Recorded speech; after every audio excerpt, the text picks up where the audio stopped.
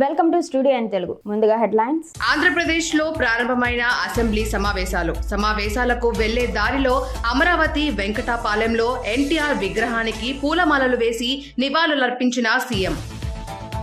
రాజంపేటలో అట్టహాసంగా జనసేన క్రియాశీలక సభ్యత్వ నమోదు కార్యక్రమం పార్లమెంట్ ఇన్ఛార్జి ఎల్లటూరు శ్రీనివాసరాజు ఆధ్వర్యంలో ప్రారంభం. డాక్టర్ బిఆర్ అంబేద్కర్ కోనసీమ జిల్లా కలెక్టరేట్ వద్ద ఉద్రిక్తత. కలెక్టర్ కార్యాలయాన్ని ముట్టడించిన కోనసీమ రైతులు ధాన్యం బకాయిలు తక్షణమే చెల్లించాలని డిమాండ్. ఇక డీటెయిల్స్ చూస్తే, రాజంపేటలో అట్టహాసంగా జనసేన పార్లమెంట్ ఇన్ఛార్జ్ ఎల్లటూరు శ్రీనివాసరాజు ఆధ్వర్యంలో జనసేన క్రియాశీలక సభ్యత్వ నమోదు కార్యక్రమాన్ని ప్రారంభించారు. అన్నమయ్య రాజంపేటలో జనసేన పార్టీ క్రియాశీలక సభ్యత్వం నమోదు కార్యక్రమంను జనసేన పార్లమెంట్ ఇన్ఛార్జి ఎల్లటూరి శ్రీనివాసరాజు ఆధ్వర్యంలో పార్టీ కార్యాలయంలో అట్టహాసంగా ప్రారంభించారు. ఈ సభ్యత్వ నమోదు కార్యక్రమం ఈ నెల 18న ప్రారంభమై ఈ నెల 28 వరకు కొనసాగుతున్నట్లు వెల్లడించారు. ప్రతి నియోజకవర్గంలో 10,000 సభ్యత్వ నమోదు కార్యక్రమాలు ధ్యేయంగా దీనిపై రేపటి నుంచి నియోజకవర్గంలోని 6 మండలాల్లో స్పెషల్ డ్రైవ్ నిర్వహిస్తున్నట్టు తెలిపారు. కాగా ఈ కార్యక్రమంలో పెద్ద ఎత్తున జనసేన కార్యకర్తలు పాల్గొన్నారు. అందరికీ నమస్కారం. ఈరోజు మన రాష్ట్రంలో జనసేన ప్రభావం అందరికీ తెలిసిందే. దేశం మొత్తం మీద పోటీ చేసిన ప్రతి స్థానంలో గెలిచిన ఏకైక పార్టీ జనసేన పార్టీ. ఈ జనసేన పార్టీకి సంబంధించిన క్రియాశీలక సభ్యత్వం ఈ రోజున ఆ కార్యక్రమాన్ని ఇక్కడ రాజంపేట నియోజకవర్గం సంబంధించిన అన్ని మండలాల్లో కూడా ప్రారంభించడానికి ఈరోజు ఈ కార్యక్రమాన్ని నిర్వహించుకోవడం జరుగుతుంది.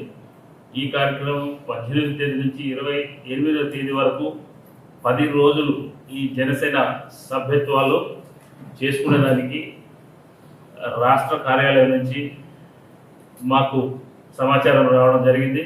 ఆ రాష్ట్ర కార్యాలయం నుంచి రావడం ఇక్కడ ప్రతి మండలంలోనూ ఈ సభ్యత్వాన్ని ఎన్రోల్ చేసుకునేదానికి శ్రీకారం చుట్టడం జరిగింది.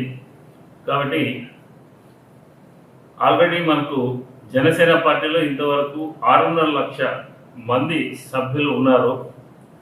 ఇప్పుడు ప్రతి నియోజకవర్గంలో కనీసం అంటే 10,000 మంది సభ్యులతో 1 మిలియన్ మెంబర్స్ని చేయాలనే తలుపుతో టార్గెట్ పెట్టుకుంటూ ఈ కార్యక్రమాన్ని ముందుకు తీసుకెళ్లడం జరుగుతుంది. రాబో రోజుల్లో జనసేన అనేది రాష్ట్రంలో ఇప్పటికే కీలకమైంది.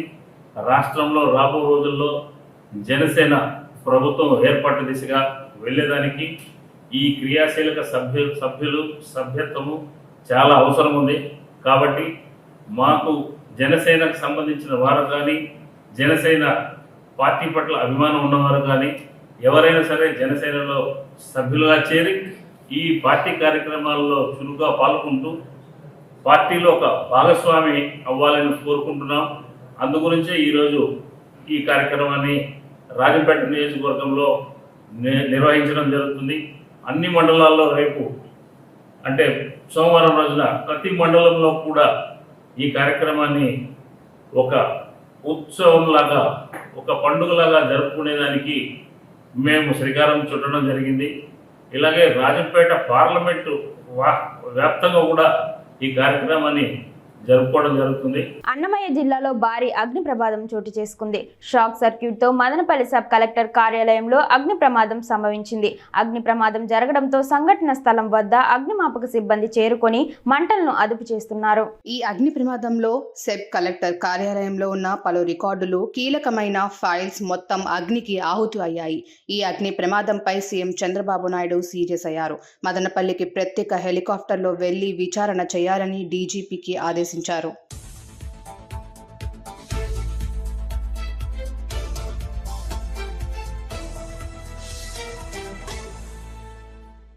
అమరావతి వెంకటాపాలెంలో ఎన్టీఆర్ విగ్రహానికి పూలమాలలు వేసి సీఎం నారా చంద్రబాబు నాయుడు నివాళులర్పించారు.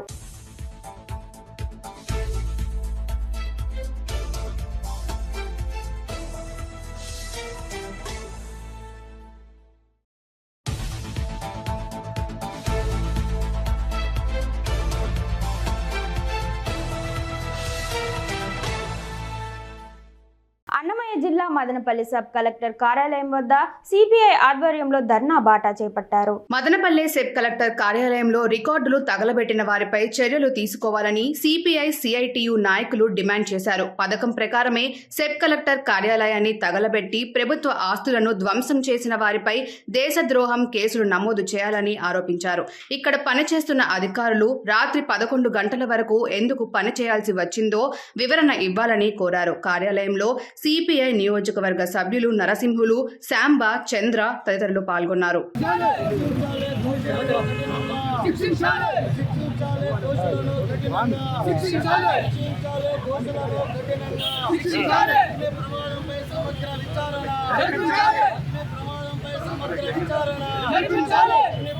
ముమ్మిడివరం మండలం వరద ప్రభావితం ప్రాంతాలైన టానేలంక, లంక ఆఫ్ టానేలంక, కూనాలంక, గురజాపు లంక, కమిని ప్రాంతాలలో జిల్లా కలెక్టర్ ఆర్ మహేష్ కుమార్ పర్యటించారు. ముంపుకు గురైన పంట పొలాలను పరిశీలించారు. ప్రజలను అప్రమత్తంగా ఉండాలని కోరారు. ప్రభుత్వం తరపున మర పడవలను ఏర్పాటు చేశామని తెలిపారు. అధికారులు అందరూ అందుబాటులో ఉండాలని ఆదేశించారు. ధవళేశ్వరం వద్ద 2వ ప్రమాద హెచ్చరిక జారీ కానున్న నేపథ్యంలో కోనసీమలోని పలు గ్రామాలు వరద ఉధృతి వల్ల బాహ్య ప్రపంచంతో సంబంధాలు తెగిపోతున్నాయి. అటువంటి గ్రామాలకు మర పడవలను కేటాయించాము. మరింత వరద ఉధృతి పెరిగితే ప్రజలను సురక్షిత ప్రాంతాలకు తరలించేందుకు సిద్ధం చేశాం. కమిని ప్రాంతంలో పశువులు చిక్కుకుపోయాయి. వాటిని మెరక ప్రాంతాలకు తరలించేందుకు అన్ని ఏర్పాట్లు చేస్తున్నామని కలెక్టర్ మీడియాకు తెలిపారు.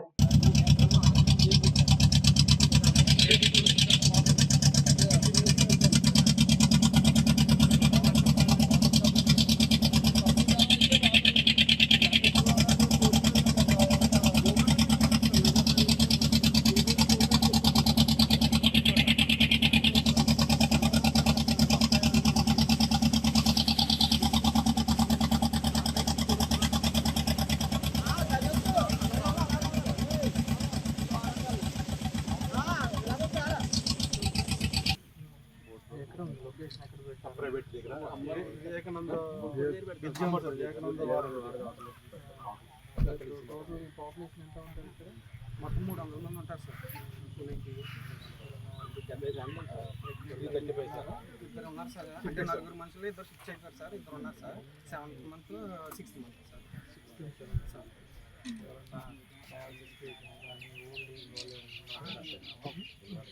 ఓల్డేజ్ పెన్షన్ తీసుకునే వాళ్ళు ఉన్నారు సార్.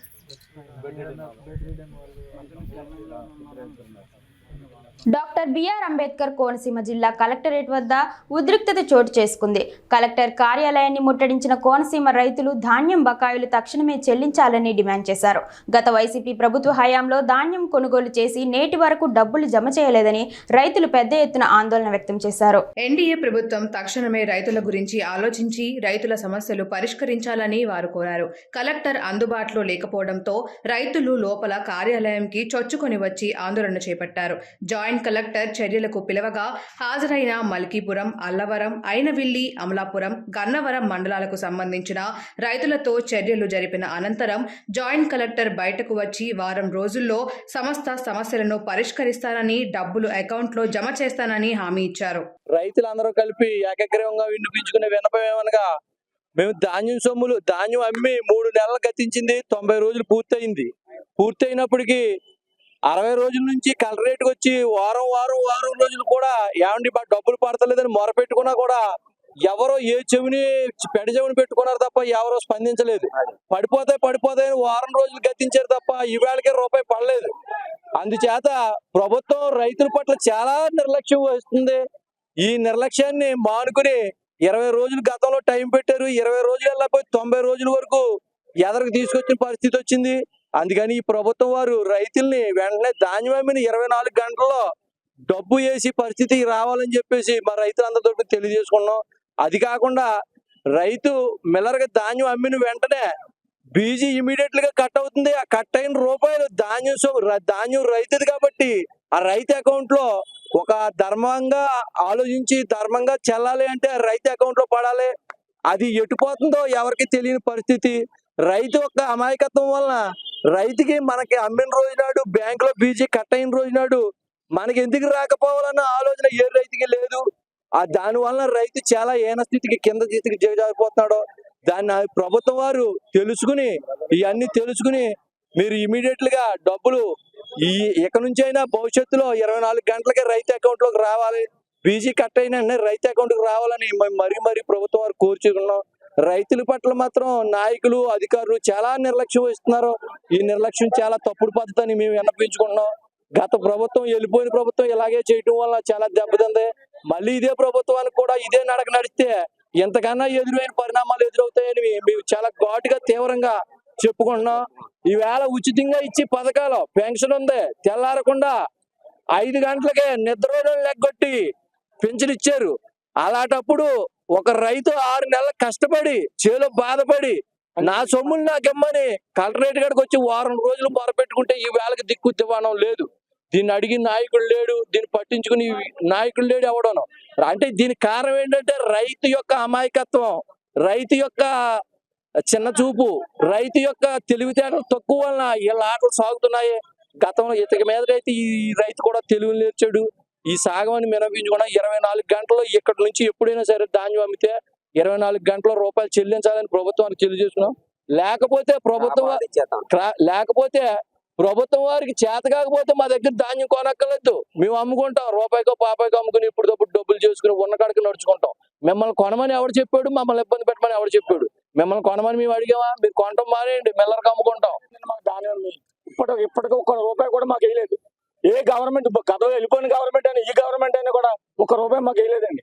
ఇప్పుడు కూడా మాకు రూపాయలు వేయకపోతే మాకు ఆత్మహత్యలు శరణం లేకపోతే నిరాధారతలు కూర్చున్నాం. మేడం గారు అయితే శనివారం లోపల వేస్తారని చెప్పారు, అది చూస్తాం.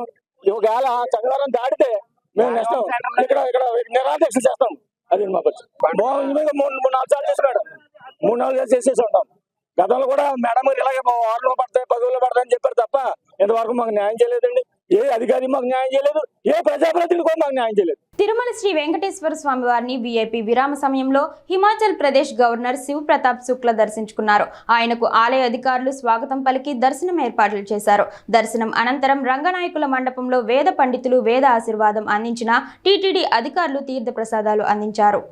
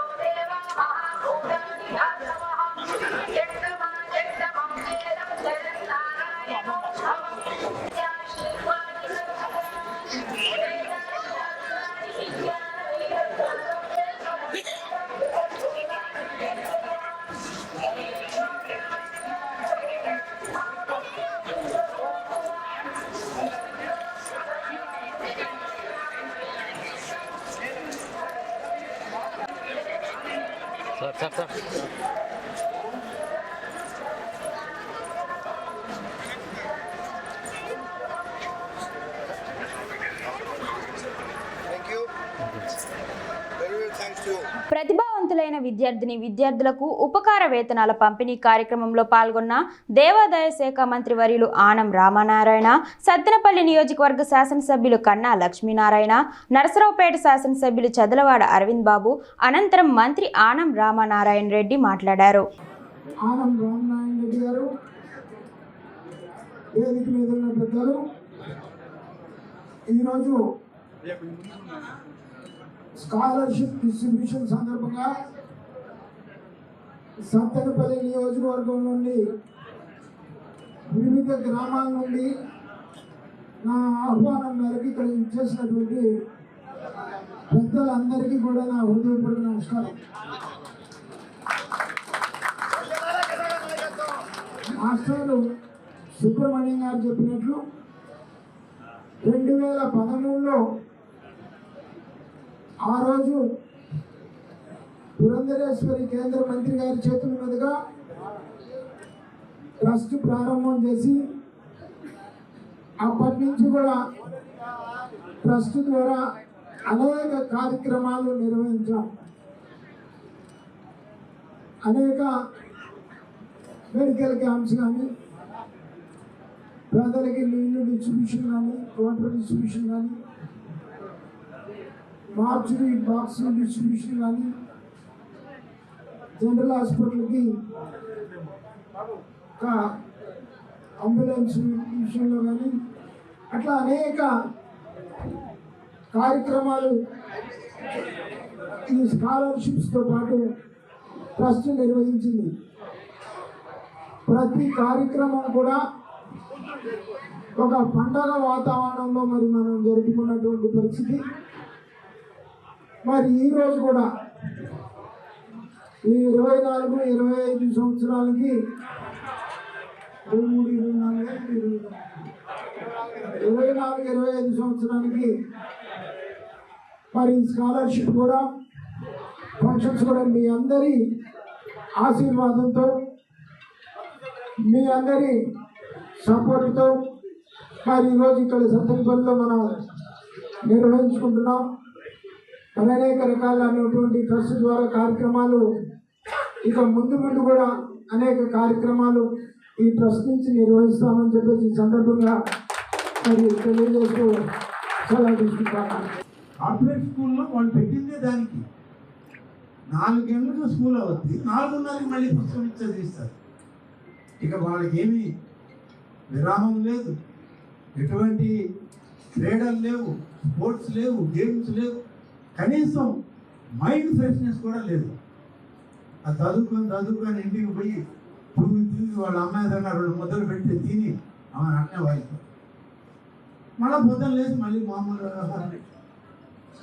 ఇవాళ నేను అందరికీ మనం చేస్తున్నాను. ఇవాళ మేధావులైనటువంటి ఈ దేశంలో అనేక మంది శాస్త్రవేత్తలు, అనేక మంది సాంకేతిక పరిజ్ఞానాన్ని అందుకుంటుకొని ఇవాళ అంతర్జాతీయ స్థాయిలో ఉన్నటువంటి వాళ్ళు ప్రభుత్వ స్కూళ్ళ నుంచే వచ్చారు తప్ప కార్పొరేట్ స్కూల్స్ నుంచి కాదు అని చెప్పి నేను అందరికీ మనం చేస్తున్నాను. ఇది మనం సృష్టించుకునేటువంటి విధానం తప్ప వాస్తవ విధానం కాదు, వాస్తవానికి దూరమైనటువంటి విధానం. అబ్దుల్ కలాం గారు లాంటి మహనీయుడు ఈ దేశానికి రాష్ట్రపతి అయ్యాడంటే అత్యంత పెద్ద సాంకేతిక పరిజ్ఞానం కలిగినటువంటి ప్రపంచ దేశాలకే సాంకేతికతను అందించినటువంటి అబ్దుల్ కలాం మనం రామేశ్వరంలో ఒక వీధి బడిలో, ఒక మున్సిపల్ బడిలో చదివి ఇవాళ వచ్చినటువంటి వాళ్ళు పెద్దవాళ్ళు కాలేదా? కాబట్టి ఒక స్థాయి వరకు మనం ఆ బిడ్డల్ని ప్రోత్సహించాలి. 10 మందితో కలిసి చదువుకునేటువంటి కుటుంబ వ్యవహారంలో వాళ్ళని భాగస్వామి. కుటుంబానికి ఇవాళ ఉన్నటువంటి పరిస్థితులు నేను బహుశా చాలామంది ఎందుకు ఇలా మాట్లాడుతున్నాడు అని అనుకుంటారేమో. చాలామంది బిడ్డలకి తన కుటుంబం కూడా తెలియని పరిస్థితి. కేవలం తల్లి, తండ్రి, ఏమన్నా తోబుట్టువులు వాళ్ళు తప్ప చిన్నాన్న పెదనాన్నలు తెలియదు, వాళ్ళ బిడ్డలు ఎవరో తెలియదు. ఎప్పుడైనా ఏదైనా ఇంట్లో కార్యక్రమం జరిగితే వాళ్ళని చూసి ఓ వీడు మా చిన్నాన్న కొడుక కూతురా మా అక్క మా చెల్లె అని అనుకునే పరిస్థితి ఉంది. అంటే కుటుంబ వ్యవహారానికి కూడా దూరం అయిపోతున్నాయి. ఈ వ్యవస్థలు ఇది మన హిందూ సమాజానికి మన భారతదేశంలో పనికిరాని. పాశ్చాత్య దేశాల్లో ఉంటే ఉండదు. పాశ్చాత్య దేశాల్లో ఇవాళ అనుకుంటాం అందరం అమెరికా పోదాం, లండన్ పోదాం, పోవాల్సిందే ఆ స్థాయికి వచ్చినప్పుడు. కానీ అక్కడ పరిస్థితి ఏంటి?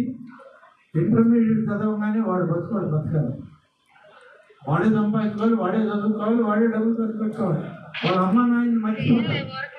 కానీ ఇక్కడ పెళ్ళి అత్తగారింటికి పోయే వరకు, లేకుంటే పెళ్లి చేసుకునే అత్తగారింటికి వచ్చే వరకు ఆ బిడ్డలకి తల్లి, తండ్రి, అక్క, చెల్లి, కుటుంబం అనేటువంటి ఒక బంధం మనకైతే ఉంది.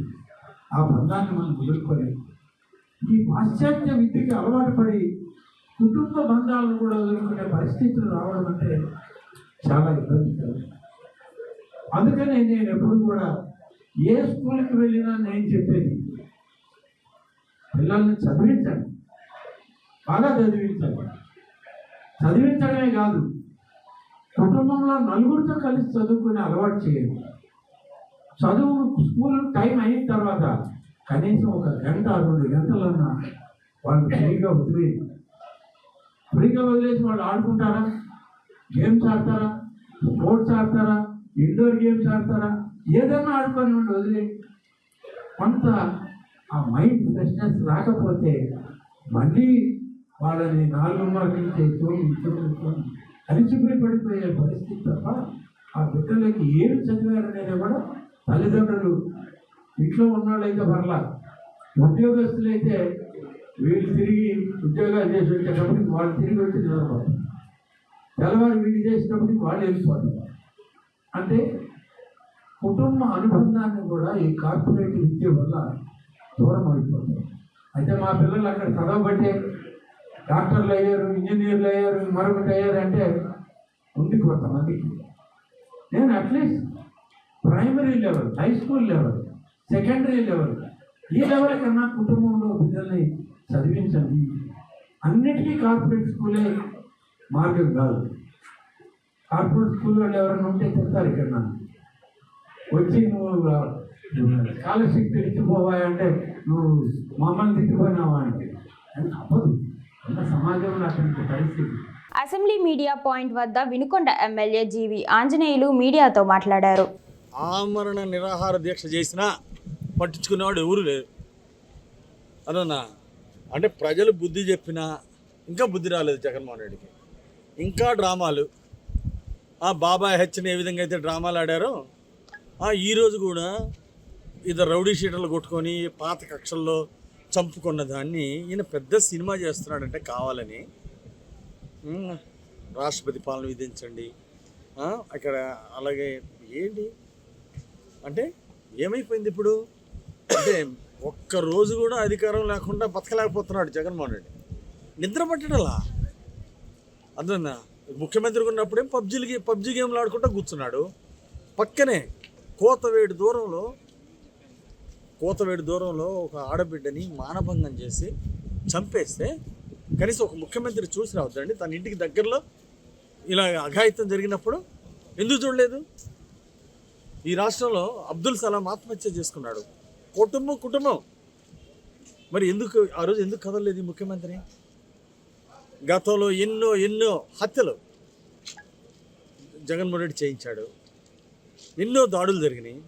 ఏ రోజన్నా ఒక్కసారన్నా వెళ్ళి పరామర్శించాడా? వాళ్ళ కార్యకర్తల్ని ఇది తప్పు అని ఎప్పుడైనా అన్నాడా? ఇంకా చేయండి, దాడులు చేయండి, బెదిరించండి, ఇంక అసలు వచ్చేసారి వాళ్ళు ఎలక్షన్లో కనపడకూడదు, పోటీకి రాకూడదని. ఇదే కానీ ప్రజాస్వామ్యాన్ని కూనీ చేసినటువంటి జగన్మోహన్ రెడ్డి అతి దుర్మార్గంగా వ్యవహరించి నియంత పాలన చేసి తప్పుడు కేసులు పెట్టి అలాగే అనేక హత్యలు చేసి ప్రాణాలు పొట్టన పెట్టుకున్నటువంటి బీసీలు, ఎస్సీలు, ముస్లిం మైనారిటీలు ప్రాణాలు పొట్టన పెట్టుకున్నటువంటి జగన్మోహన్ రెడ్డికి ఈరోజు మాట్లాడే నైతిక హక్కుందా? సిగ్గుందా? ఇతను ఒక మాజీ ముఖ్యమంత్రినా? ఏదైనా మాజీ ముఖ్యమంత్రి బుద్ధున్నోడు ఎవడైనా ఇప్పుడు అసెంబ్లీలో గెలిపించి పంపిస్తే ప్రజా సమస్యల మీద అసెంబ్లీలో మాట్లాడకుండా ఢిల్లీ పోతాడా? ఢిల్లీ పోయి ఏంది నేను పీకేది, ఏంది నేను చేసేది? ఒక రౌడీ షీటర్లు పాత కక్షలతో చంపుకున్న దాన్ని అంటే ఈయన రాష్ట్రపతి పాలన విధించాలంటాడా? ఢిల్లీలో పోయి దీక్ష కూర్చుంటాడా? అంటే ఆ రోజు మమ్మల్ని ఎంపీలందరూ గెలిపించండి, మేము ప్రత్యేక హోదా తీసుకొస్తామని చెప్పేసి కోతలు కోసాడు కదా జగన్మోహన్ రెడ్డి. మరి 23 మందిని మిమ్మల్ని నమ్మి గెలిపిస్తే, మీ ఎంపీని గెలిపిస్తే ఎందుకు ఒక్కరోజున్నా నువ్వు ఢిల్లీలో ఒక్క గంటన్నా ప్రత్యేక హోదా కోసం కానీ రాష్ట్ర ప్రయోజనాల కోసం ఒక్క రోజన్నా ధర్నా దీక్ష చేశాడా? రాష్ట్రం కోసం, రాష్ట్ర ప్రజల కోసం ఒక గంట దీక్ష చేయలేని ఈ పనికి మాలిన జగన్మోహన్ రెడ్డి ఈరోజు ఢిల్లీ వెళ్ళి చేసే అర్హత ఉందా? ఇలా ఢిల్లీ వెళ్ళి దీక్ష చేస్తే ప్రజలు నమ్ముతారా? సిగ్గుసేటు. ఇది కేవలం కుళ్ళు కుతంత్రాలతోటి ప్రభుత్వం మీద బురద చల్లడానికి ఇది చేయడానికి. ఆయన పాలనలో జరిగినటువంటి అనేక హత్యలకు ఏ రోజు హంతకుల మీద సరైన చర్య తీసుకోవాలా? మేము వెంటనే మా ప్రభుత్వంలో వెంటనే పోలీసులు వాళ్ళని నిర్బంధించి వెంటనే కఠినంగా వ్యవహరించారు మా పోలీసులు. మరి రిమాండ్కి పెట్టడం జరిగింది. ఈరోజు తెలుగుదేశం ప్రభుత్వంలో వెంటనే జరిగిన సంఘటనకి హత్య జరిగితే వెంటనే చర్యలు తీసుకున్నాం. భవిష్యత్తులో ఎలాంటి పునరావృతం కాకుండా చర్యలు తీసుకుంటున్నాం. ఎప్పుడైనా జగన్మోహన్ రెడ్డి వాళ్ళ ప్రభుత్వం ఎప్పుడైనా ఇలా చేశాడా? కడప జిల్లా జమ్మలమడుగు తాత్కాలిక జనసేన పార్టీ కార్యాలయంలో క్రియాశీలక సభ్యత్వం నమోదు కార్యక్రమం నిర్వహించారు. ఈ సందర్భంగా ఆయన మాట్లాడారు. నమస్కారం. ఈరోజు జనసేన పార్టీ నుంచి క్రియాశీలక సభ్యత్వం ప్రారంభమైంది. ఆల్రెడీ ఆ ప్రక్రియ జరుగుతూ ఉన్నది. ఆ ప్రక్రియలో భాగంగా మా పవన్ కళ్యాణ్ గారు, జనసేన అధినేత, జన సైనికులను, జనసేనను నమ్ముకున్న ప్రతి ఒక్కరికి ఒక భరోసా కలిగిస్తూ ఈ క్రియాశీల సభ్యత్వం ఏర్పాటు చేయబడినది. ఈ క్రియాశీల సభ్యత్వం ద్వారా సభ్యత్వం చేసుకునేటువంటి వారికి బీమా పరంగా ఏదన్నా ప్రమాదవశాత్తు మరణిస్తే 5 లక్షల వరకు బీమా ఇవ్వడము, లేదా ఏదైనా చిన్న ఫ్రాక్చర్ కానీ కాలు చేయి ఏదైనా ఇబ్బంది అయితే స్పాట్లో 50,000 రూపాయలు చెక్కు ఇవ్వడం జరుగుతుంది. ఇలా వీళ్ళ జన సైనికులందరి వాళ్ళ ఆరోగ్య దృష్ట్యా, వాళ్ళ అవసరాల దృష్టి పెట్టుకొని ఈ ప్రక్రియ చేయడం జరిగింది. కూటమి గవర్నమెంట్ వచ్చింది కాబట్టి ఖచ్చితంగా మా జన సైనికులకు ప్రతి ఒక్కరికి ఇంకా అండగా ఉంటూ ఇంకా ఎక్కువ భరోసా కల్పిస్తూ ఈ ప్రక్రియను ముందుకు తీసుకోవడానికి చాలా కృషి చేస్తున్నాము. ఇందుకు సహకరిస్తున్న మా జన సైనికులకు, మా అందరికీ జన సైనికులకు, వీర మహిళలకు అందరికీ కృతజ్ఞతలు తెలుపుతూ, అలాగే ఈసారి ఏం జరిగిందంటే ప్రతి ఒక్క నియోజకవర్గానికి 50 మంది వాలంటీర్స్ని ఇవ్వడం జరిగింది. జమ్మలమడుగు నియోజకవర్గంలో ఇప్పటి వరకు దాదాపుగా 500 సభ్యత్వాలు నమోదు అవ్వడం జరిగింది. ఇది ఇంకా ఇలాగనే కొనసాగుతుంది 28వ తేదీ వరకు.